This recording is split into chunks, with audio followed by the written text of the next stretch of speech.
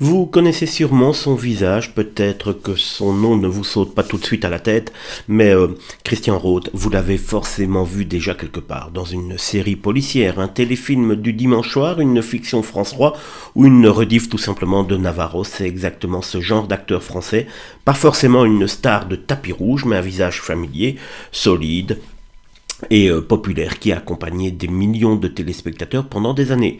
Christian Roth, de son vrai nom Christian Roth, est né à Paris en 50. Il commence par le théâtre comme beaucoup d'acteurs de sa génération et crée même sa propre compagnie en 76, puis il arrive au cinéma et surtout à la télévision où il va devenir un visage très régulier du petit écran français.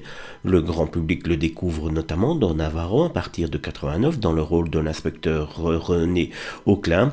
Ensuite, il marque les esprits dans Père et Mère avec Daniel Rialet où il joue Hugo Boschi, le maire bougon mais attachant.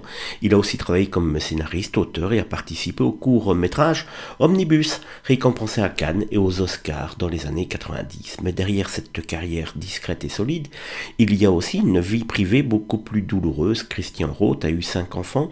Julie-Anne Roth, elle aussi comédienne, Héloïse Roth, chanteuse, Thomas, Justine et Antonin. Côté vie sentimentale, il a été très discret. On sait notamment qu'il a été marié à l'actrice Cécile Auclair, connue entre autres pour Les filles d'à côté, Père et Mère, mais ils n'ont pas eu d'enfants ensemble. La mère d'Antonin s'appelait Marilyn. Et c'est là que l'histoire bascule. Le drame de la vie de Christian Roth, c'est la mort de son fils Antonin, un fils artiste, sensible, passionné. Antonin était dessinateur en mosaïque, il avait étudié à l'école d'architecture de Paris et aimait la musique. Il jouait de la batterie, de la guitare, du saxo, bref, un jeune homme créatif, vivant, avec un monde intérieur. Mais le 5 mars 2008, tout s'arrête. Antonin meurt à seulement 33 ans à l'hôpital Saint-Louis à la suite d'une pancréatite aiguë. Et là, franchement, on ne parle pas d'un simple drame de people, on parle d'un père qui enterre son fils.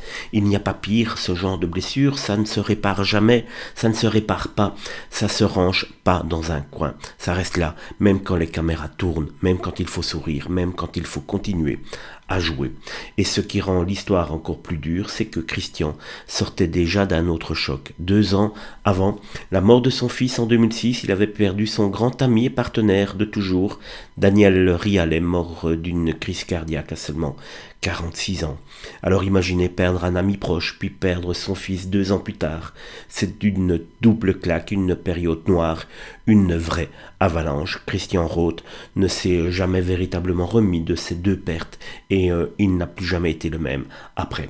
Voilà, si cette vidéo vous a plu, n'hésitez pas en tout cas à mettre un petit like, un petit commentaire ou à vous abonner si ce n'est pas encore fait.